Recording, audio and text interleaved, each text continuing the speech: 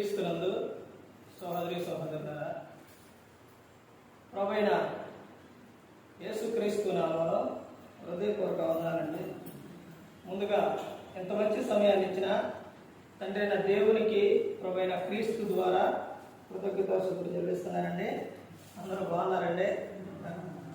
వాక్యం చదువుకొని వాక్యం చదువుకున్న తర్వాత ప్రార్థనలోకి వెళ్దామండి. ప్రార్థన చేసుకున్న తర్వాత పాఠంలోకి వెళ్దాం. ఎన్ని విషయాలు చెప్పా? వాక్యం చదువుకొని ప్రార్థన చేసుకొని తర్వాత పాఠం ఆడాలి. ముందు దేవునితో, దేవుడు ఎవరితో మాట్లాడాలి?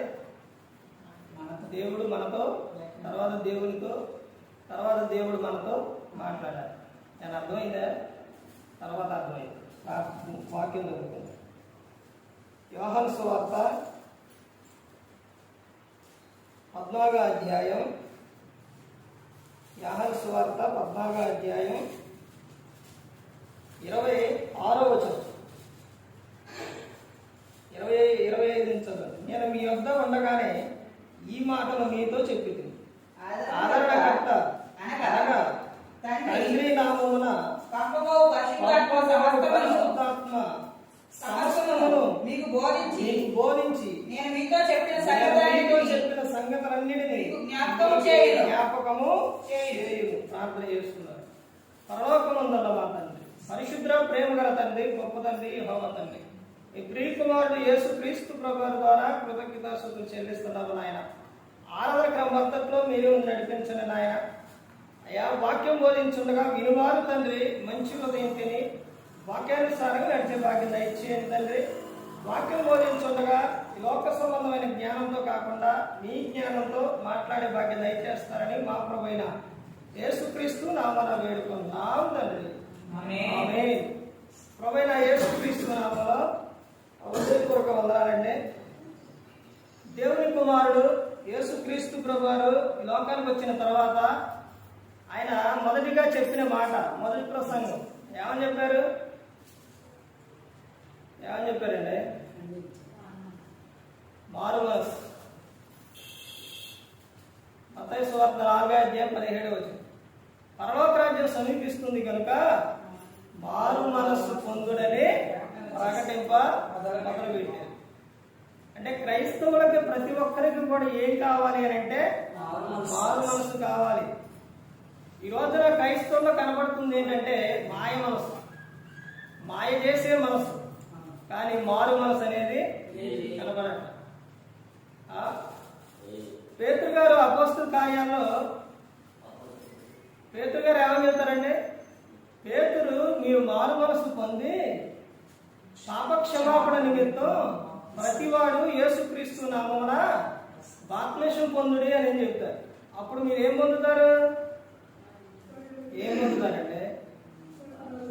పరిశుద్ధాత్మను బలం పొందుదురు అని చెప్పారు. అంశం రాసుకోండి. పరిశుద్ధాత్మ పనులు, పరిశుద్ధాత్ముడు పనులు.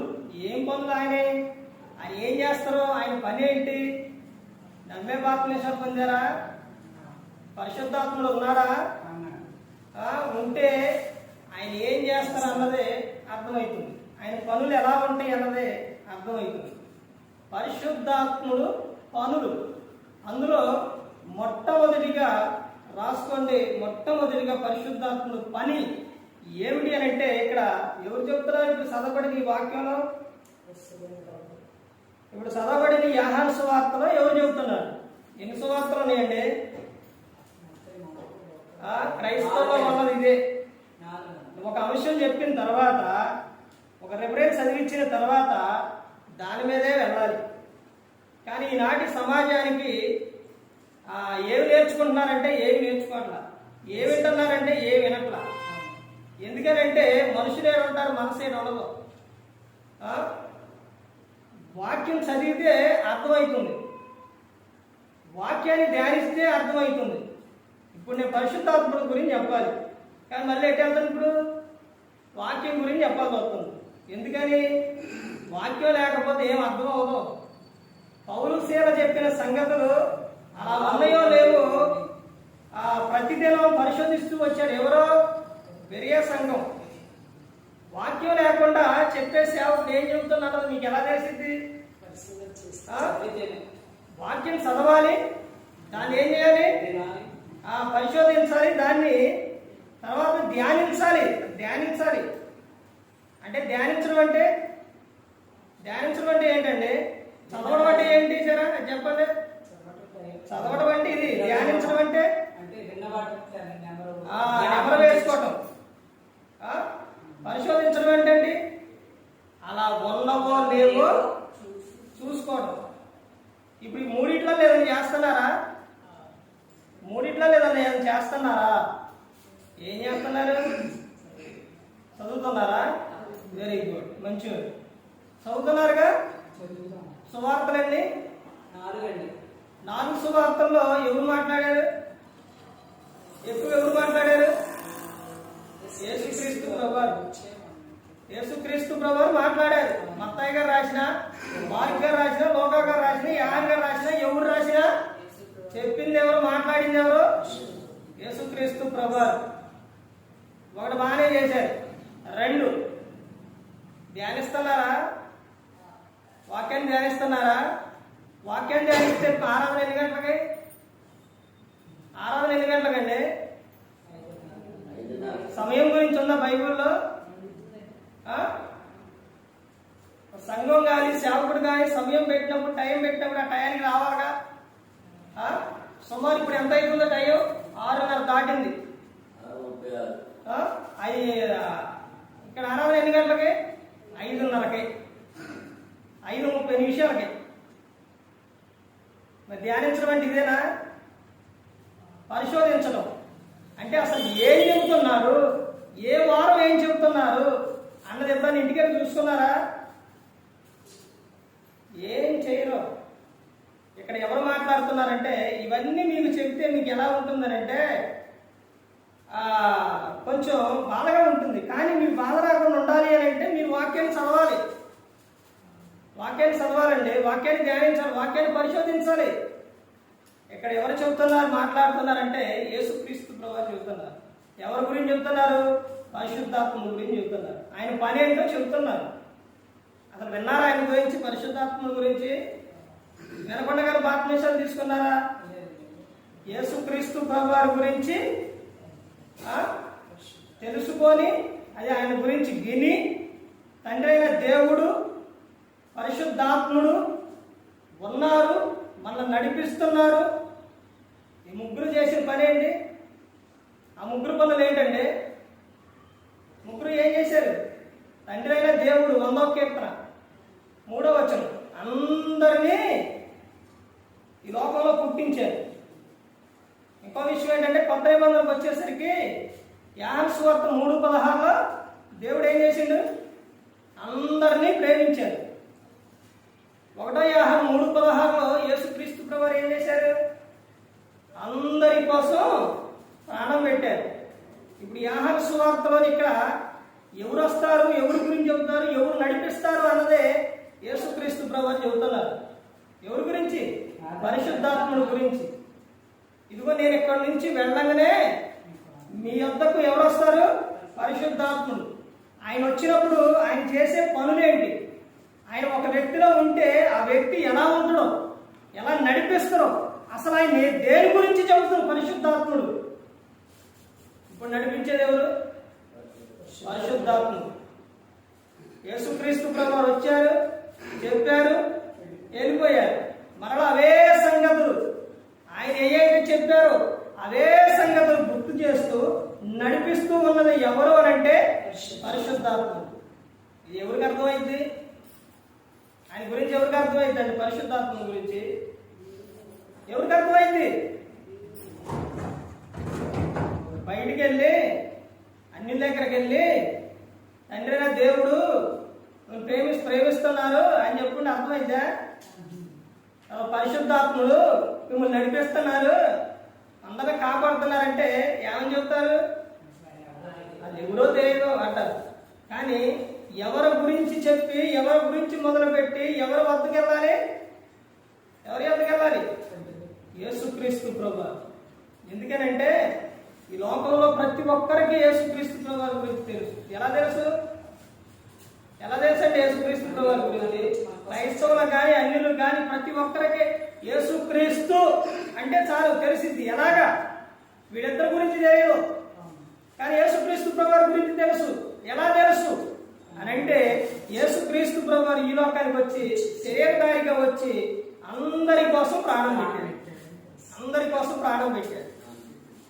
అందుకని ఆయన గురించి మొదలుపెట్టి తర్వాత ఆయన ద్వారా నుంచి ఎవరు చెప్పాలి? ఎవరి గురించి? తండ్రి అనే దేవుని గురించి చెప్పాలి. ఇప్పుడు యేసుక్రీస్తు ప్రభువారు యోహాను సువార్త ఎన్ని అధ్యాయాలండి? చెప్పవలసింది, నేర్చుకోవాల్సింది, వినవలసింది ఏ వయసులో నుంచో తెలుసండి? అది ఆ వయసులో నుంచి, ఆ బాబు వెనకమాల కూర్చుంది ఆ వయసులో నుంచి. అక్కడి నుంచి ఎన్ని పుస్తకాలంటే నా బాబు చెప్పాలి, ఎన్ని పుస్తకాలంటే అక్కడి నుంచి నేర్చుకోవాలి. బైబిల్ చదివితే ఏ పుస్తకంలో ఎన్ని అధ్యాయాలు ఉన్నాయన్నదే అర్థమైపోతుంది. ఎవరు మాట్లాడారన్నది అర్థమైపోతుంది. అసలు ఏ గ్రంథంలో ఎవరి గురించి రాశారన్నది అర్థమవుతుంది ప్రతి ఒక్కటి కూడా. ఇప్పుడు యేసుక్రీస్తు ప్రభువారు తండ్రి గురించి చెప్పారు. ఎక్కడ చెప్పారు తండ్రి గురించి? ఎక్కడ చెప్పారు? ఏ పుస్తకంలో ఎక్కువ చెప్పారండి తండ్రి అయిన దేవుని గురించి? యేసుక్రీస్తు ప్రభువారు యోహాను సువార్త 21 అధ్యాయం 3:7తో స్టార్ట్ అయింది. 3:21 తండ్రి అయిన దేవునికి ఇష్టమైన సంఖ్య దేవునికి 7, తర్వాత 40. ఇవి అర్థం అవ్వాలంటే, ఇవి క్రైస్తవులకు అర్థం అవ్వాలంటే వాక్యం చదవాలి. తండ్రి అయిన దేవుని గురించి చెబుతున్నారు. అయ్యా నువ్వు ఈ క్రియలు ఎలా చేస్తున్నావు, నువ్వు ఎంత అద్భుతాలు ఇవన్నీ ఎలా జరుగుతుందో ఎలా చేస్తున్నావు అంటే యోహాను సువార్త 5:19. కాబట్టి యేసు వారికి ఇట్లా ప్రత్యుత్తరం ఇచ్చింది. ఏమని? తండ్రి ఏది చేయట కుమారుడు చూసినో అదే కానీ తనంతా తాను ఏది కూడా చేయడు అని చెప్పాను. నా తండ్రి ఏ విధంగా అయితే ఉన్నారో నేను అదే విధంగా ఇక్కడ ఉన్నాను, అదే విధంగా నేను చెబుతున్నాను అని చెప్తాను తండ్రి గురించి, దేవుని గురించి. తర్వాత పరిశుద్ధాత్ముడి గురించి చెబుతారు యేసుక్రీస్తు ప్రభువారు. ఇక్కడ చెబుతున్న విషయం చూడండి 25 నుంచి. నేను మీ యొద్ద ఉండగానే ఈ మాటలు మీతో చెప్పితిని. ఆయన ఎక్కడ ఉన్నప్పుడు? ఎక్కడ ఉన్నప్పుడే చెప్పింది యేసుక్రీస్తు ప్రభువారు. ఈ మాటలు మీతో చెబుతున్నాను. అసలు ఆయన చెప్పే మాటలో వింటే మనిషికి వణుకు పుట్టి యేసుక్రీస్తు ప్రభువారు చెప్పిన విషయాలు. మత్తయి సువార్త 13:13 నుంచి చదవండి. అసలు తర్వాత చదువుకోండి. మనిషి ఉండే విధానం కానీ, మనిషి ఏ విధంగా ఉంటున్నాడో, ఎలా మారిపోతుండో అన్నది యేసుక్రీస్తు ప్రభువారు స్పష్టంగా చెబుతారు. 15వ అధ్యాయంలో కూడా చెబుతారు.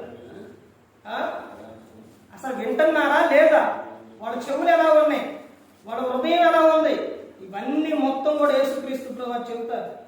ఆయన బాధ ఎలా ఉంటుందో తెలుసండి? యేసుక్రీస్తు ప్రభువారు బాధ మత్తయి గారు రాసిన సువార్త 7వ అధ్యాయంలో చివరి వచనాల్లో ఉంటుంది. అధికారంతో కూడిన బోధ అయింది యేసుక్రీస్తు ప్రభువారు.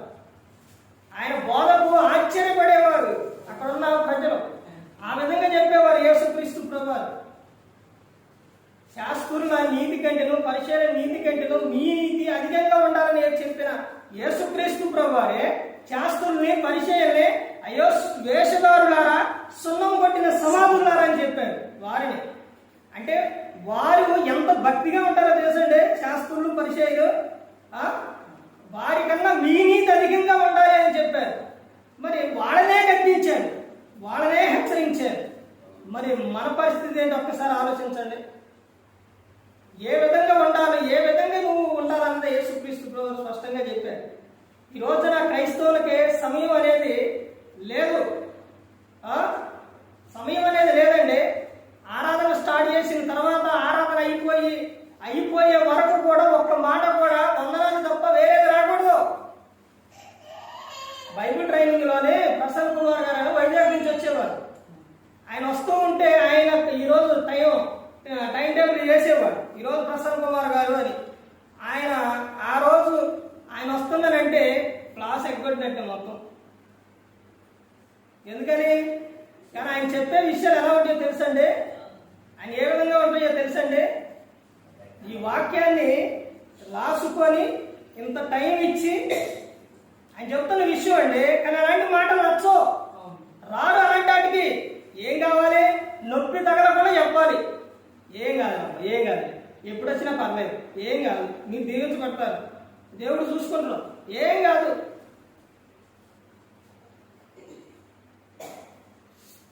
ఆయన పొరపాటును కూడా ఊరుకోడండి. అర్థమవుతుందండి? నువ్వు నీ ఇష్టానుసారంగా జీవిస్తే ఊరుకోడు. దేవుని యొద్దకు నువ్వు రాకముందే, వచ్చిన తర్వాత, ఆయన దగ్గరకు వచ్చిన తర్వాత, ఒక వ్యక్తి పనికి పెట్టుకున్నప్పుడు, జాబ్కు పెట్టుకున్నప్పుడు నువ్వు రాకముందు ఆయన పట్టించుకోరు.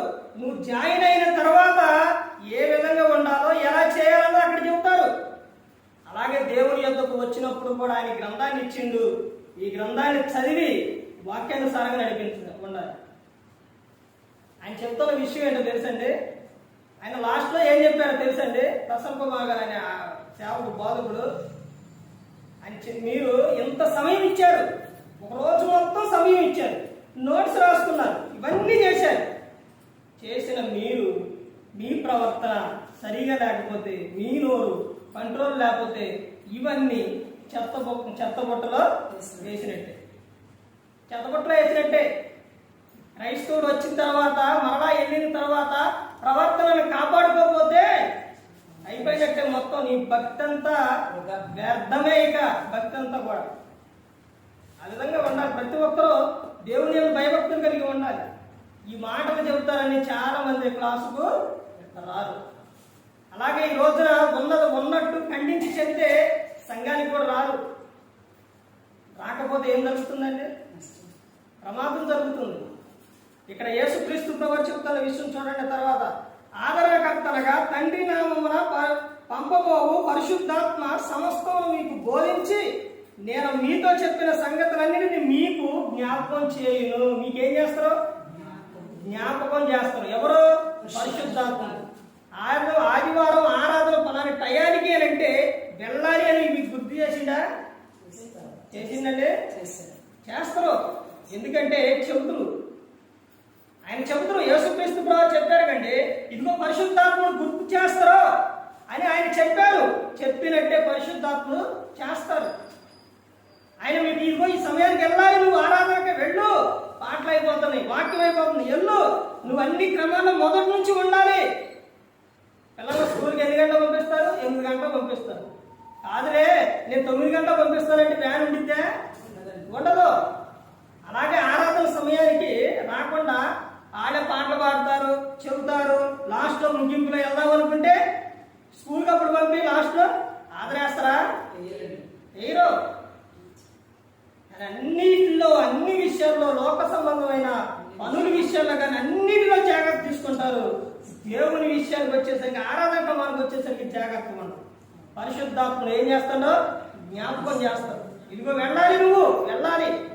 శరీరం ఏం చేస్తుందంటే, వద్దులే అలిసిపోయావుగా, తేడపోతావులే, శరీరం వెనకలాగుతుంది. ఆత్మ ఏం చేస్తుంది? నువ్వు వెళ్ళాలి, లే, సమయం అయిపోతుంది, లే అని ఆత్మ చెబుతుంది. ఆయన వేటినైతే చెప్పారో వాటిని పరిశుద్ధాత్ముడు మొట్టమొదటిగా ఆయన ఏం చేస్తారంటే, ఇక్కడ చెప్తాను, బోధించును అంటే మనకేం చేస్తారు? వాటిని జ్ఞాపకము చేయు. తర్వాత విషయం చూడండి, అపోస్తుల కార్యాలు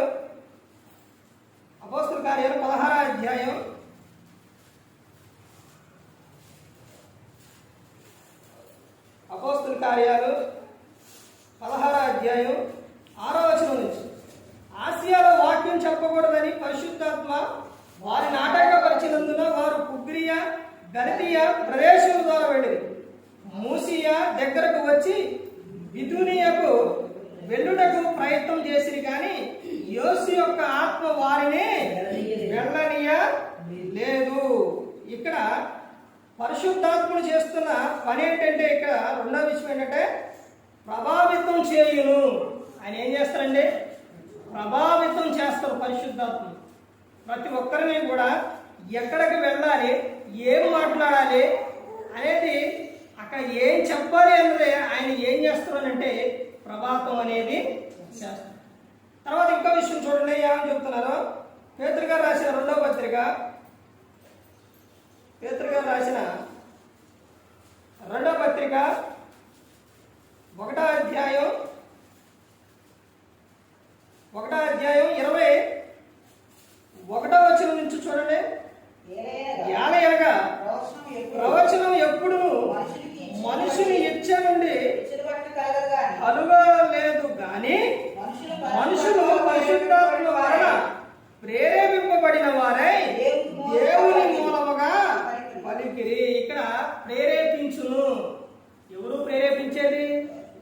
పరిశుద్ధాత్ముడు. మనుషులను ప్రేరేపించేది ఎవరు అంటే పరిశుద్ధాత్ముడు. ఆయన వచ్చినప్పుడు ఆయన చేసే పని ఎలా ఉంటుంది అంటే, ఆయన ప్రేరేపణ ఎలా ఉంటుందంటే, ఆయన సర్వ సత్యములోనికి ఆయన నడిపిస్తారు. పరిశుద్ధాత్మ నిన్ను సత్యములోనికి నడిపిస్తారు. పరిశుద్ధాత్ముడు సంఘములోని ఆయన సమాధానానికి కర్తగానే అల్లరికి కర్త కాడు. పరిశుద్ధాత్ముడు. తర్వాత ఇంకా ముందుకెళ్తే చూడండి, ఇంకా ఏమని చెప్తున్నారు. యోహాను సువార్త 16వ అధ్యాయం, యోహాను సువార్త 16వ అధ్యాయం 13వ వచనం. అయితే ఆయన అనగా సత్యస్వరూపమైన ఆత్మ వచ్చినప్పుడు మిమ్మును సర్వసత్యంలోకి నడిపించును. ఆయన తనంతట తాను ఏమి బోధింపగా వేటిని విన్ను వాటిని బోధించి సంభవింపబోవు సంగతులను మీకు తెలియజేయును. దేని గురించి చెబుతున్నట్టండి?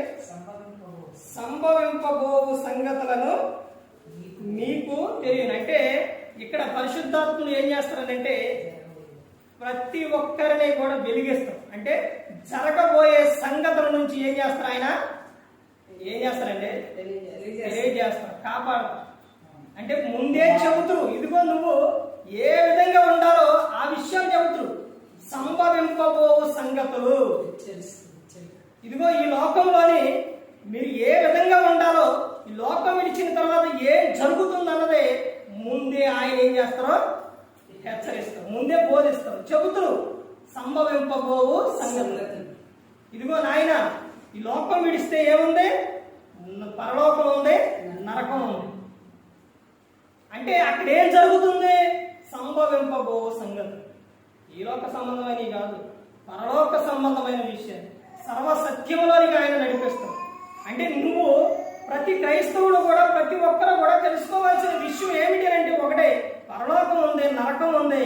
అక్కడ ఏం జరుగుతుందన్నదే, ఏం జరిగిద్ది అన్నదే పరిశుద్ధాత్మ దేవుడు చెబుతుంది. అంటే సంభవింపబోవు సంగతులు. ఇదిగో నువ్వు పరిశుద్ధంగా జీవిస్తున్నావా, క్రీస్తుని పోలి జీవిస్తున్నావా, ఈ లోకం విడిస్తే ఆడికి వెళ్ళిపోతావు, నువ్వు పరలోకానికి చేరు. ఇదిగో నీ శరీర కోరికలతోని నీ ఇష్టానుసారంగా జీవిస్తున్నావా, ఈ లోకం విడిస్తే ఎక్కడికి వెళ్తావు? నువ్వు నరకానికి వెళ్ళిపో. అక్కడ ఎలా ఉంటుందో చెబుతుందో అది కూడా చెబుతారు. సంభవింపబో సంగతం. పరలోకంలోని నిత్యము ఆనందము, సంతోషము ఉంటుంది. ఎప్పుడు కూడా ఇప్పుడు 5:30 ఆరాధన అంటే ఏమి వెళ్తావులే అని ఎట్లా గట్ట బలవంతంగా వచ్చేసి కూర్చొని దేవుణ్ణి ఏం చేస్తున్నారు? ఆరాధిస్తున్నారు. కొద్దిగా కష్టమైన వస్తున్నారు, ఆరాధిస్తున్నారు. మీటింగ్ అన్నా, ఎక్కడికైనా, దేనికైనా కానీ కొంచెం బాధ కలుగుతున్నా వెళుతున్నారు. అయితే అక్కడ చెప్తున్న విషయం ఏంటంటే, ఇదిగో నాయన, మీకెక్కడ పరలోకంలోని అక్కడ ఏముంటుంది, ఏముండదు అని అంటే, ఇక్కడలాగా ప్రార్థనలో లేకపోతే వాక్యం లేకపోతే ఇదంతా ఉండదు. అక్కడ ఏముంటుందని అంటే నిత్యము గాన ప్రతిగానాలు. పరిశుద్ధుడు పరిశుద్ధుడు పరిశుద్ధుడు అని ప్రభువైన యేసుక్రీస్తు ప్రభువుని స్తుతిస్తూనే కాడ అక్కడ చాలా ఆనందంగా ఉంటుందండి పరలోకం. అక్కడ చేరడానికే ఇక్కడ ఇవన్నీ. పిల్లవాడిని స్కూల్కి పంపించినప్పుడు ఆనందంగా ఉండడా, సంతోషంగా ఉండడం? అవి మామూలు బాధ కలగదు, ఏడుతురు. అవి ఎక్కడ లేనంత బాధ, నెత్తి మీద ఏదో పెట్టినట్టు నన్ను ఎందుకు పంపిస్తున్నారని చాలా బాధపడతారు. ఏడుతురు, నేను పోని అంటాడు, నాకు అవి కావాలంటాడు, ఇవి కావాలంటాడు. కొద్ది సమయం వచ్చేసరికి హోంవర్క్ రాలేదు, అది ఇది లేదా కొడుతున్నా, ఇవన్నీ మొత్తం చెబుతురు. ఎన్ని బాధలు కలిగినా, ఎంత కష్టంగా ఉన్నా ఏం చేస్తారు తల్లిదండ్రులు? అయినా పంపిస్తారు. అలా చదువుకున్న ఆ వ్యక్తి తమ వయసుకు వచ్చిన తర్వాత, తన చదువు పూర్తి చేసుకున్న తర్వాత ఏమొస్తుంది? జాబ్ వస్తుంది. ఇప్పుడు చిన్న వయసులో కష్టపడ్డప్పుడు పెద్ద వయసు వచ్చేసరికి, ఎవరో వచ్చేసరికి అక్కడ ఏం చేస్తారు? అప్పుడు సుఖపడతారు జాబ్ వచ్చినప్పుడు. అదేలే పోనీలే, చదువుకోలేదు, ఏడుస్తుండగా బాధపడుతుండగా అడిగానా వదిలేస్తే తర్వాత ఇప్పుడు సంతోషంగా ఉన్న వ్యక్తి చిన్న వయసులో పెద్దవాడు అయిన తర్వాత ఏడుస్తూ బాధపడాల్సి వస్తుంది. ఎందుకంటే పనులకు వెళ్ళి ఆటికి వెళ్ళి ఈటికి వెళ్ళి ఆ పని ఈ పని చాలా బాధపడతారు. అదే మొదట్లో స్టార్టింగ్లోనే బాల్యంలోనే బాధ కలిగిన చదివించుకుంటే తర్వాత ఆనందంగా సంతోషంగా ఉంటుంది. అలాగే ఈ లోకంలో ఉన్నప్పుడు ప్రార్థనకి వెళ్ళాలంటే బాధ కలుగుతున్నా లేకపోతే ఎక్కడే ఉంటావు అది ఇదని నీకు ఏదనిపించినా కానీ నువ్వు కొంచెం ఓర్పు చేసుకొని సహనంగా బాధ అయినా ఏదైనా కానీ నువ్వు వచ్చి దేవుని మందిరానికి వచ్చినప్పుడు ఎంతకాలం అంటే మనిషికైనా ఎవరికైనా హెబ్రీ రాసిన పత్రికలో ఉంటుంది. శిక్షణ ఎంతవరకు అంటే కొంతకాలం వరకే శిక్షణ ఎంతవరకు? పిల్లవాడిని ఎప్పుడు అంగన్వాడీకి పంపిస్తారా, ఎప్పుడు కాన్వెంట్కి పంపిస్తారా, ఎప్పుడు హై స్కూల్కి పంపిస్తారా, లేకపోతే కాలేజీకి పంపిస్తారా, ఎప్పుడు అయ్యే చదివిస్తారా? చదివించరు. ఎంతవరకే? కొంతకాలం వరకే, తర్వాత ఉండదు చదువు. అలాగే ఈ లోకంలో కూడా నీకు ఎంతవరకు అంటే దేవుని నువ్వు ఆరాధించి స్తుతించేది ఎంతవరకు అంటే నీ దేహంలో ఆత్మనంతసేపే. ఆ దేహంలో నుంచి ఆత్మ బయటకు వచ్చిన తర్వాత ఇక్కడ నువ్వు దేవుడు ఎన్నోసార్లు చెబుతాడండి, ఇదిగో మీరు చేసిన ప్రతి ఒక్క దానికి కూడా నా యొక్క ఏముంది? ప్రతిఫలమనందం ఉంది, నేను నా దగ్గర జీతం ఉంది అని ఆయన చెబుతున్నాడు. ఇవన్నీ కూడా ప్రతి ఒక్కటి కూడా సంభవింపకు సంగతులు పరిశుద్ధాత్ముడు గుర్తు చేస్తాడు. ఇదిగో నువ్వు ఒక దొంగతనం చేస్తూ ఉంటే అది తప్పు అని చెబుతుంది.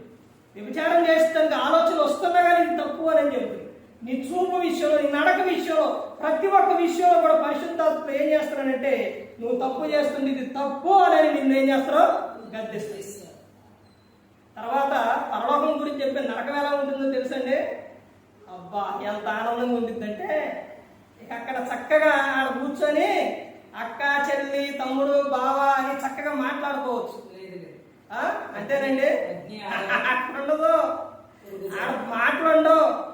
ఇక ఎంతవరకే ఎవరొచ్చినా ఒకటే కేకలు పెట్టడమే. అసలు ప్రసంగి గ్రంథం చదివారండి, ప్రసంగి గ్రంథంలో చెబుతారు ఎవరికి అసలు పట్టించుకునే విధానం కూడా ఉండదు. అరగటం, కేకలు పెట్టడం, ఎవరు పట్టించుకోరు. అక్కడ నీ తెలివి పని చేయదు. ఏదన్నా దాన్ని ఉపయోగం అంటే ఏదన్నా ఒకటే పారిపోవడాన్ని ఏదైనా చేసినా అక్కడేం చల్లదిక. ఇక్కడ అనుకో, ఇక్కడ నుంచి నువ్వు ఎక్కడికైనా ఎటైనా తప్పించుకోగలుగుతావు, కానీ అక్కడ ఏం తప్పించుకోవడం కుదరదు. అగ్ని ఆరదు, పురుగు సావదు. అందులో ఉన్న అర్థం ఏంటో తెలుసండి, అది ఎప్పటికీ ఆరిపోదు. అంటే అందులో పడ్డవాడు చనిపోవడం ఉండదు. అపవాది వచ్చేసి ఆ మనిషిని ఏ కన్ను పీకేయటం, లేకపోతే పొడవటం, లేకపోతే ఈ చర్మం అంతా ఊడిపోవటం, ఎక్కడికెక్కడికి చీము నెత్తురు అదంతా కారటం మొత్తం అయిపోయిన తర్వాత ఈ పని అయిపోయిందిగా చనిపోయింది అనుకో టయానికి మొత్తం మళ్ళీ వచ్చి మళ్ళీ కలుస్తుంది. మళ్ళీ దోతలు, మళ్ళీ సాతాను దోతలు, మళ్ళీ ఇక అక్కడ అగ్ని ఆరదు, పురుగు సాగుతాయి. బాధే బాధ, ఆనందం ఉండదు. ఇక్కడేమో ఎంతసేపు అండి 5:30 నుంచి 7:30 వరకు ఎన్ని గంటలు కూర్చుంటావు నువ్వు? సుమారు దగ్గరగా 2 గంటలు కూర్చుంటావు. కానీ నువ్వు గల దేవుని ఆరాధన మానేసి దేవుని సన్నిధి రాకుండా నీ ఇష్టానుసారంగా జీవిస్తే అక్కడ ఏడ కొంచెం సేపే 2 గంటల సేపే నువ్వు కొంచెం బాధగా ఉన్నా నువ్వు అక్కడ మాత్రం దేవుని ఇక్కడ ఆరాధన మానేస్తే మాత్రం అక్కడ భయంకరమైన విధానం ఉంటుంది. అక్కడ ఎంతవరకు తెలుసండి, యుగ యుగాలు కాలిపోతారు. ఇవన్నీ కూడా ఎవరు చెప్తారు, ఎవరు నేర్పుతారు? పరిశుద్ధాత్ముడు. అంటే ఇక్కడ చెబుతున్న విషయం ఎవరు మాట్లాడారంటే యేసుక్రీస్తు ప్రభువు చెప్పారు. ఆయన చెప్పిన సంగతులే మరణ పరిశుద్ధాత్ముడు గుర్తు చేస్తారండి. సంభవింపబో సంగతులు ఇవన్నీ కూడా ఇదిగో మీకు గుర్తు చేస్తారో అని ఎవరు చెప్తున్నారు? యేసుక్రీస్తు ప్రభువు అనే చెప్తున్నారు. తర్వాత ఇంకా ముందుకెళ్తే ఇంకా చూడండి ఏమని చెప్తున్నారు. అపోస్తలుడైన పౌలు గారు రోమీయులకు రాసిన పత్రిక,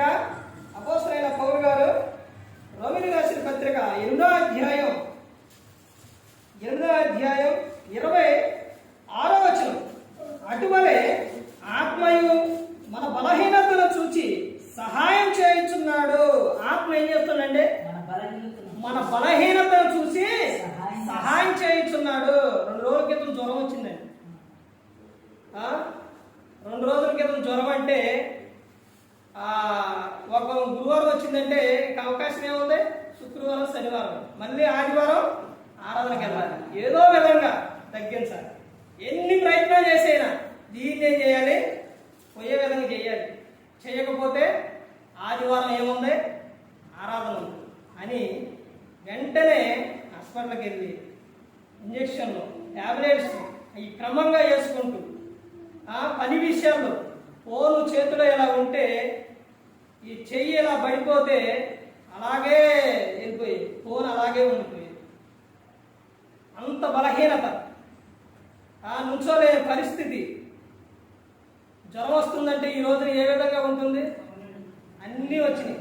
కాళ్ళు నొప్పులు, నిలబడలేని పరిస్థితి, కళ్ళు మంటలు, ఇవన్నీ మొత్తం వచ్చినా కానీ వెళ్ళాలి.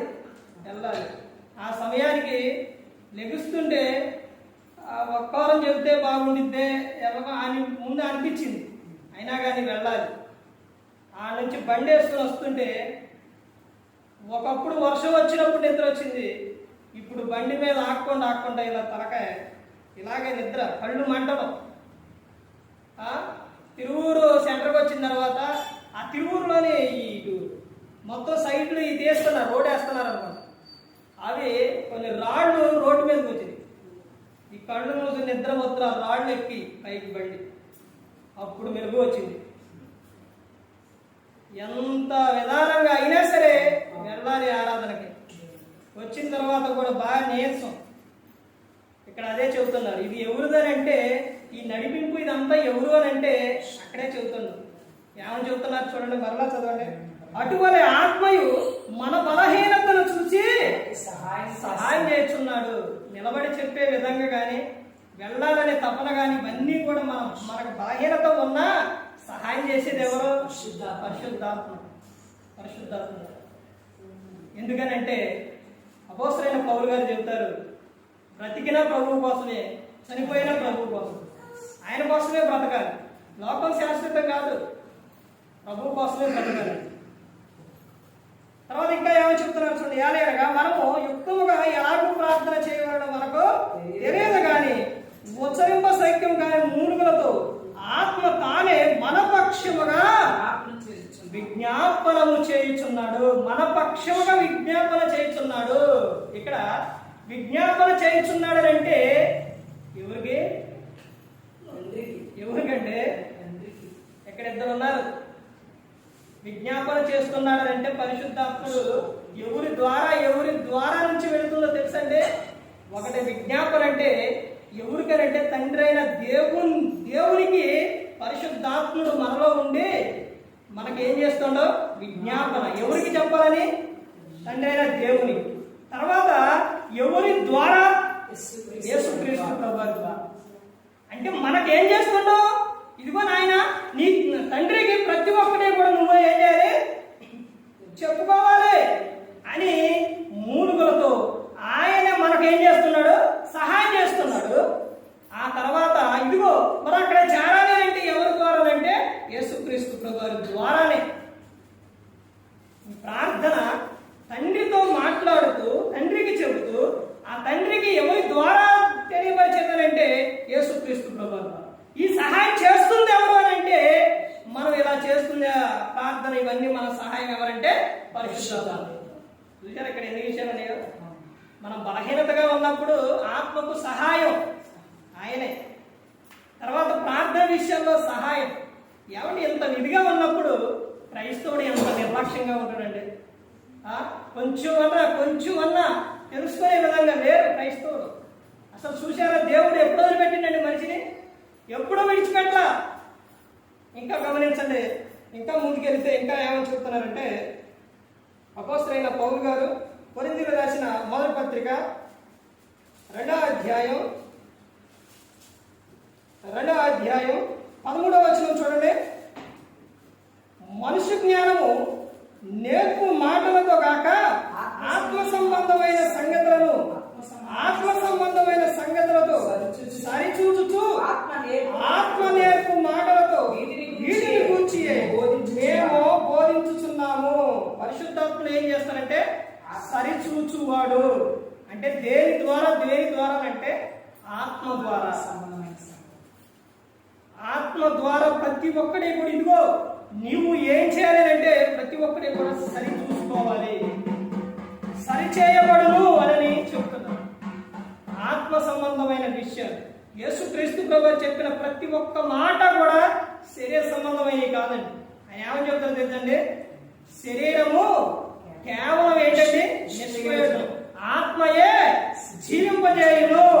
జీవింపజేయును అంటే సరిచేయును అని ఇక్కడ చెప్తున్న విషయం మీద ఆత్మ జీవింపజేయనంటే మరి ఎంతమందికి క్రైస్తవులకు అర్థమైందోలే కానీ ఆత్మ జీవింపజేయడం అంటే తల్లి గర్భంగా పిండంగా ఏర్పడ్డ కాడించి నీకు దేవుడు జీవాత్మ ఊదిన కాడించి మరలా ఆత్మ చనిపోవటం అనేది లేదు. ఇక చనిపోవడం అంటూ ఉండదు. ఇక భూమి మీదకి తల్లి గర్భంగా వచ్చిన తర్వాత ఈ లోకానికి వచ్చిన తర్వాత నీ ఆయుష్కాలం పూర్తి చేసుకొని ప్రసంగి 12:7 ఇక్కడ ఏమవుతుందండి? మన్నైనది మరణ మట్టికి చేరును, ఆత్మ దేవుడు దయచేసిన యొద్దకు ఆయన యొద్దకు వెళ్ళిపోతుంది. అంటే ఇప్పుడు ఆత్మ ఎక్కడికి వెళ్ళిపోయింది? దేవుని యొద్దకు వెళ్ళింది. శరీరం ఎక్కడికి వెళ్ళింది? మట్టిలోకి వెళ్ళిపోయింది. ఇప్పుడు ఆత్మ అక్కడ ఏం చేస్తుంది? ఆడ ఏం చేస్తుందండి? అక్కడ ప్రకటన గ్రంథం 1వ అధ్యాయం మొత్తం చదివితే అక్కడ ఏముంటుందనంటే పాతాళపు తాళపు చెవులు ఎవరు వశంలో ఉంటాయి అని అంటే యేసుక్రీస్తు ప్రభువారి వశంలో ఉంటాయి, ఆయన వశంలో ఉంటాయి. ఆ పాతాళపు తాళపు చెవులు ఆయన తీసిన తర్వాత ఆత్మలన్నీ ఏడికి వస్తాయి? మరలా అక్కడి నుంచి ఎక్కడికి వస్తాయి అంటే భూమి మీదకి వస్తాయి. ఎప్పుడు వస్తాయండి? యేసుక్రీస్తు ప్రభువారి రాకడ సమయాలు వచ్చినప్పుడు ప్రకటన గ్రంథంలోనే చెబుతారు, సముద్రంలో కలిపిన కాల్చిన సమాధి చేసిన నువ్వేదన్నా చెయ్యి, వీడు మొత్తం భూమి మీద ఉన్న ప్రతి ఒక్కరు కూడా వాళ్ళ శరీరాన్ని ఇవన్నీ మొత్తం కూడా ఎవడి ఆడకు వస్తాయి. తర్వాత అప్పుడు ఎవడి ఆత్మ వాళ్ళలోనికి వెళ్ళిపోతుంది. అప్పుడు జరిగే విషయం ఏంటంటే కొరింథీయులకు రాసిన 1వ పత్రిక 15వ అధ్యాయం అక్కడ ఏముంటుందంటే క్షయమైనది అక్షయతను ధరించుకునేది. అంటే రక్త మాంసములో దేవుని రాజ్యములో స్వతంత్రించుకోను. ఆ విషయాన్ని ఎక్కడ చదువుతారో తెలుసండి? మనిషిని సమాధి చేసే కాడ చదువుతారు. అవి కొన్ని విషయాలు ఉంటాయి. మనిషి కార్యక్రమం జరిగేటప్పుడు చనిపోయిన తర్వాత ఎక్కడేం చదవాలి, ఎక్కడ ఎలాగన్నది అవన్నీ కూడా క్రమంలో ఉన్నాయి. ఆ తర్వాత మధ్యాహ్నానికి వెళ్ళిన తర్వాత అక్కడ తీర్పు జరిగినప్పుడు నువ్వు చేసిన క్రియల బట్టి నీ దేహంలో జరిగించిన ప్రతి ఒక్క దానికి కూడా క్రీస్తు న్యాయపీఠం ఎదుట నిలబడ్డప్పుడు అప్పుడు అక్కడ తీర్పు జరిగింది. మత్తయి సువార్త 12వ అధ్యాయంలో అక్కడ ఏమని చెప్తారంటే మనుషుడు పలుకు వ్యర్థమైన ప్రతి మాటను గురించి విమర్శ దినమన లెక్క చెప్పాలి. ఎప్పుడు చెప్పాలి? మాట్లాడుకోండి, ఇప్పుడు మీ ఇష్టం, ఎలాగైనా మాట్లాడుకోండి, ఏ మాట అయినా మాట్లాడుకోండి, కానీ ఒక రోజంటూ ఉన్నది, అది గుర్తుపెట్టుకోవాలి. ఎప్పుడు ఆ దినం? విమర్శ దినం. నీ మొత్తం కూడా నాకు ఎక్కువ పిల్లల మీద నుంచి చెప్పడం అలవాటు. ఎందుకంటే పిల్లలంటే చాలా ఇష్టం, చిన్నపిల్లలంటే చాలా ఇష్టం. యేసుక్రీస్తు ప్రభువారికి చిన్నపిల్లలంటే చాలా ఇష్టం. వారి విషయంలోనే యేసుక్రీస్తు ప్రభువారి శిష్యుల మీద పాపడడం. అందుకని బైబిల్ క్లాసులు పెట్టి వాళ్ళు ప్రయోజకులు అవ్వాలని నాడు ప్రయత్నించారు. ప్రతి ఒక్కటి వాడి మీద చెప్పడమే నాకు అలవాటు. ఎందుకనంటే ఇదిగో మీరు మార్పు నంది బిడ్డల వంటి వారైతేనే పరలోక రాజ్యం. ఇదిగో ఈ మనసు కలిగి ఉండాలి, మీరు మార్పు చెంది బిడ్డల వంటి వారు అవ్వాలి అని యేసుక్రీస్తు ప్రభువు చెప్పారు. ఆ మనసు కలిగి ఉండాలి. ఆయన దగ్గర తీసుకొచ్చినప్పుడు ఎంత సంతోషం అంటే పిల్లల్ని తీసుకొచ్చినప్పుడు వాళ్ళ ఎత్తుకొని ఆ విషయం ఉంటుందంటే యేసుక్రీస్తు ప్రభువు వాళ్ళని ఎత్తుకొని కౌగిలించుకొని వారి మీద చేతుల నుంచి ఆశీర్వదించారు యేసుక్రీస్తు ప్రభువు. చిన్నపిల్లలంటే అంత ఇష్టం. ఇప్పుడు ఆ పిల్లవాడు చిన్నపిల్లలు ఉన్నారండి, చిన్నపిల్లలు వాళ్ళు చేసే ఆ పని కానీ అది కానీ ప్రతి ఒక్కటి కూడా ఎలా ఉంటుంది అంటే అది చాలా ఆశ్చర్యం, చాలా విధంగా ఉంటుంది. ఇక్కడ సరిచూచును అనగా ఆ పిల్లల మనస్సు కలిగి ఉండాలని చెబుతున్నారు. చిన్నపిల్లల మనస్సు కలిగి ఉండాలి. సమయం అయిపోయినట్టుంది. అందుకని ప్రతి ఒక్కరు కూడా గమనించుకోవాలి. ఇక్కడ ఆత్మ తానే ఏం చేస్తున్నానంటే ప్రతి ఒక్కరి కూడా సరిచూస్తుంది. ఆ విమర్శ దినమున ఇప్పుడు ఆ పిల్లల విషయంలో వాళ్ళు మాట్లాడే ప్రతి ఒక్క మాట కూడా ప్రతి ఒక్కటి కూడా స్కూల్కి వెళ్ళి వచ్చినప్పుడు వాళ్ళు ఎలాగైతే మరలా వెళ్ళిన తర్వాత బుక్ ఎలా చూస్తారండి టీచర్ వాళ్ళు హోంవర్క్ ఇచ్చిన తర్వాత చూస్తారు. అలాగే మనిషిని కూడా దేవుడు విడిచిపెట్టలేదు. ఇంకా పిల్లల విషయాల్లో జ్ఞాపకం చేసుకోండి అని చెబుతుంది. ఏమనంటే ఇదిగో నువ్వు భూమి మీదకి నేను నిన్ను పంపించిన నీవు తిరిగి మరలా నా యొద్దకు రావాలి. అయితే నీ దేహంలో జరిగించిన దాని విషయాన్ని బట్టి నువ్వు మాట్లాడే మాటను బట్టి ఏదో మాట్లాడుతున్నావే అయిపోతుంది అనుకుంటున్నారు క్రైస్తవులు, ఏదోనే అయిపోతుంది అనుకుంటున్నారు. కానీ వ్యర్థమైన ప్రతి మాటను గురించి విమర్శ దినమున లెక్క చెప్పాలి దేవుడు. ఆ తర్వాత నీ క్రియలను బట్టి నువ్వెటు వెళ్ళేది అన్నది దేవుడు అక్కడ నిర్ణయిస్తాడు. ఇప్పుడు ఆత్మ చనిపోయింది అని అంటే ఇప్పుడు చనిపోదు, ఎప్పుడు చనిపోదు ఆత్మ. ఇప్పుడు అక్కడ ఒకటే వెళ్తే పరలోకం, అక్కడ నీ శరీరం నువ్వు అక్కడ ఎలా ఉంటారు బాగుంటారు. లేకపోతే నరకంలో నీ శరీరం ఆత్మ రెండు కలిపి ఎక్కడ పడేస్తారు నరకంలో. మత్తయి సువార్తలోనే చెబుతుంది. ఎవరికి భయపడాలి అంటే ఆత్మను దేహమును రెండింటిని కలిపి నరకంలో పడవేసే వారికి నువ్వు భయపడాలి అని నేను చెబుతున్నాను. భయపడాలి. తర్వాత ఇంకో విషయం చూడండి, ఇంకా ఏమో చెబుతున్నారు. చివరిగా రోమీయులకు రాసిన పత్రిక 8వ అధ్యాయం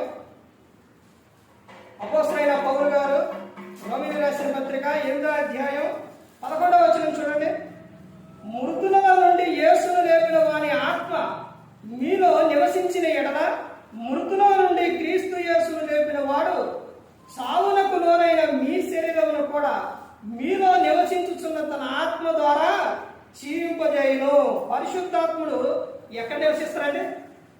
పరిశుద్ధాత్ముడు ఎక్కడ నివసిస్తారో ఒక విశ్వాసలో నివసిస్తారు. విశ్వాసంలో నివసిస్తారండి పరిశుద్ధాత్ముడు. ఎందుకో తెలుసండి, మనలో ఎవరు ఉండాలి? యేసుక్రీస్తు ప్రభువును మనలో నివసించాలి. అంటే ఆయన ఎవరు? పరిశుద్ధుడు. పరిశుద్ధుడు ఎక్కడ నివసిస్తారు? పరిశుద్ధమైన స్థలంలోనే నివసిస్తారు. అంటే ఒక విశ్వాసిని పరిశుద్ధాత్ముడు ఏం చేస్తారంటే పరిశుద్ధపరుస్తారు. పరిశుద్ధత విషయాల్లో దేవుడు రాజీ పడడు. పరిశుద్ధాత్ముడు రాజీ పడడు. పరిశుద్ధాత్ముడిని మోసపుచ్చకూడదు, దుఃఖపరచకూడదు. అపోస్తలుల కార్యాలు 5వ అధ్యాయం అనానీయ సఫీరా విషయాల్లో పేతురు గారు ఏమని చెబుతారండి?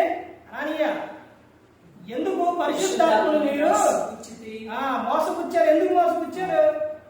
మోసపుచ్చినందుకు ఏమైపోయారు? చనిపోయారు. అర్థమైందంటే పరిశుద్ధాత్ముడు అంటే ఈ రోజున ప్రతి ఒక్కరికి తెలియట్లా. ఆయన చెబుతున్న విషయం ఏదో పరిశుద్ధాత్ముడు నువ్వు చెబుతున్నావుగా కొంచెం సేపు పక్కనుండు, ఈ మాట మాట్లాడిన తర్వాత ఈ క్రియ చేసిన తర్వాత మరలా వద్దు గాని అని అనుకుంటున్నారా? ఆయన దుఃఖపడతారు. యేసుక్రీస్తు ప్రభువారు ఏమని చెప్పారో తెలుసండి పరిశుద్ధాత్ముడు గురించి? మనిషి కుమారునికి విరోధంగా మాట్లాడు వారికి ఆయన పాపక్షమాపణ కలుగును కానీ పరిశుద్ధాత్మునికి విరోధంగా కానీ మాట్లాడే వారికి ఈ యుగమందైన రాబో యుగమందైన క్షమాపణ లేదు అని చెప్పారు పరిశుద్ధాత్ముడు. యేసుక్రీస్తు ప్రభువుని ఏదన్నాను ఎలాగైనాను ఆయన నీ దగ్గరకు వస్తారు. ఆయన మన దగ్గరకు రాకపోతే మనకు బ్రతుకు లేదు. అర్థమైందండి? ఆయన వస్తారు కానీ పరిశుద్ధాత్ముడు చాలా రోషం కలిగిన వాడు. అర్థమవుతుందండి? చాలా రోషం కలిగిన వాడు. అందుకని ప్రతి ఒక్కరు గమనించుకోవాలి. పరిశుద్ధాత్ముడు చేయు పనులు ఏమేం పనులండి? పరిశుద్ధాత్ముడు చేసే పనులు ఏమేంటి? ఒకటే పరిశుద్ధాత్ముడు బోధించదు. ఏం చేస్తారండి? బోధిస్తారు. ప్రతి ఒక్కరికి కూడా బోధిస్తారు పరిశుద్ధాత్ముడు. తర్వాత పరిశుద్ధాత్ముడు ఏం చేస్తారు? ప్రేరేపించదు. పరిశుద్ధాత్ముడు ప్రభావితం చేయడు. పరిశుద్ధాత్ముడు వెలిగించువాడు. అంటే సంభవింపబో సంగతులు తెలియజేసి మన పరలోకానికి చేరుస్తున్నాయి. ఇదిగో ఈ విధంగా ఉంటుంది అని పరిశుద్ధాత్ముడు ఆయన ఏం చేస్తారో చెబుతుంది. పరిశుద్ధాత్ముడు విజ్ఞాపనము చేయువాడు. ఆత్మ విషయంలో, ప్రార్థన విషయంలో, ప్రతి ఒక్క విషయంలో ఆయన ఏం చేస్తారు? మనకు విజ్ఞాపన చేస్తారు. తర్వాత పరిశుద్ధాత్ముడు సరిచూచువాడు. ప్రతి ఒక్కటి కూడా సరిచూస్తాం. నీ నీ విశ్వాసం ఎలా ఉంది, నీ భక్తి ఎలా ఉంది, దేవుని పట్ల నీ భయం ఎలా ఉంది, నీ క్రియలు ఎలా ఉన్నాయి, అవన్నీ కూడా సరిచూచి ఇదిగో నీకు సరిపోలేదమ్మా, ఇదిగా నీకు సరిపోలేదు, ఇంకా మీకేం కావాలి, ఇంకా కావాలి. ఆ విషయమే అపోస్తలుడైన పౌలు గారు తెస్సలోనికీయులకు రాసిన పత్రికలలో చెబుతారు. ఇదిగో మీరు ప్రభువుని ఎదుర్కోవడానికి సిద్ధంగా ఉన్నారు కానీ, అంటే మీరు అన్ని విషయాల్లో బాగానే ఉన్నారులే కానీ, ఇదిగో అపవాది మిమ్మల్ని ఎరలోకి లోకంలోకి తీసుకుపోకుండా మీరు ప్రభు వచ్చినప్పుడు ఆయన రాకడ విషయంలో మీరు ఎలా ఉండాలంటే మీ ఆత్మ మీ శరీరము నిందారహితముగాను నిర్దోషులుగా మీరు ఉండాలని అక్కడ చెబుతారు. అంటే ప్రతి ఒక్కటి ఒక సేవకుడు చెప్పే విషయంలో కానీ ఏమని చెప్తారు? మత్తయి సువార్త 10:20 మీ తండ్రి ఆత్మ మీలో ఉండి మాట్లాడుచున్నాడే కానీ మాట్లాడేవారు మీరు కాదు అని అప్పుడు శిష్యులకు చెప్పారు. ఇదిగో మాట్లాడేది మీరు, ఎక్కడ ఎలా చెప్పాలి ఏంటి అన్నది ప్రతి ఒక్కటి కూడా ఆయనే నేర్పేది, మాట్లాడించేది. అది ప్రతి ఒక్కరు కూడా గమనించుకోవాలి. ఇలా ప్రతి ఒక్కటి కూడా సరిచూస్తారు. ఎందుకనంటే క్రీస్తు ఎదుట నిలబడ్డప్పుడు మనం ఎలా ఉండాలంటే వేరే వాళ్ళలాగో దెయ్యంలాగో కాదు ఉండాల్సింది. క్రీస్తు మన ఎదుట ఉన్నప్పుడు ఆయన ముఖరూపం అలా ఎలా ఉంటుందంటే ఆయన లాగా మనం ఏం చేయాలి, కనపడాలి. అర్థమవుతుందండి? ఆయనకు లాగా కనపడాలి, ఆ విధంగా ఉండాలి. ప్రతి ఒక్కటి కూడా ఇదిగో మిమ్మల్ని ఏం చేస్తామని అంటే మిమ్మల్ని సరి చేస్తారు. ఆయన ప్రతి ఒక్కరిని సరి చేస్తారు, సరి చూస్తావు. పరిశుద్ధ దేవుడు నువ్వు పరలోకం వెళ్ళడానికి సరిపోయిద్దా, క్రీస్తు ఎదుట నువ్వు నిలబడడానికి ఎదుర్కోవడానికి నీకు సరిపోతుందా లేదని ప్రతి ఒక్కరే కూడా ఆయన సరి చేస్తారు. కానీ ఈ రోజున అసలు పట్టించుకునే విధానం ఉందా? తర్వాత ఇంకా ఆయన ఏమి చెప్తున్నారంటే పరిశుద్ధాత్ముడు విశ్వాసిలో నివసించు. ప్రతి ఒక్క విశ్వాసిలో కూడా నివసిస్తారు. అదే విషయం మొట్టమొదటిగా చెబుతున్నాడు అనమాట. ఏమనంటే పేతురు మీరు మారు మనసు పొంది ప్రతి వాడు పాపక్షమాపణ నిమిత్తం యేసుక్రీస్తు నామమున మీరు బాప్తిస్మం పొందినప్పుడు పరిశుద్ధాత్మను వారు మీరు పొందుదురు అని చెప్పారు. అంటే ప్రతి ఒక్కరిలో కూడా ఆయన ఒక విశ్వాసిలోని పరిశుద్ధాత్ముడు నివసిస్తారు. అందుకని ప్రతి ఒక్కరు గమనించుకోవాలి. ప్రతి ఒక్కరు కూడా పరిశుద్ధాత్ముడు మాట వినాలి. ప్రతి ఒక్కరు ఎవరు నశించి నరకానికి వెళ్ళిపోకూడదని యేసుక్రీస్తు ప్రభువు ఈ లోకానికి వచ్చి మనందరి కోసం సిలువలో ఆయన ప్రారంభించారు. ఎందుకనంటే ప్రతి ఒక్కరు కూడా ఆ మార్గంలో నడవాలి, ఆయన గురించి తెలుసుకోవాలి, పరలోకం చేరాలి అనే యేసుక్రీస్తు ప్రభువు ప్రాణం పెట్టారు. ప్రతి ఒక్కరు కూడా దేవుని యందు భయభక్తులు కలిగి పరిశుద్ధాత్మను మాట ఇట్టు, ఇవి చాలా ప్రాముఖ్యమైనవి. హృదయ శుద్ధిని కాపాడుకుంటూ క్రీస్తుని పోలి నడుచుకున్నప్పుడే ఈ లోకం విడిచిన పరలోకానికి చేరుకుంటారు. మరి ఈ విధంగా నిలబెట్టి మాట్లాడించిన తండ్రి దేవునికి కృతజ్ఞతాస్తుతులు చెల్లిస్తూ ఇంతవరకు శ్రద్ధగా ఉన్న మీకు ప్రభు పేట నా హృదయపూర్వకంగా చెల్లిస్తూ ఈ మాట ముగిస్తున్నాను.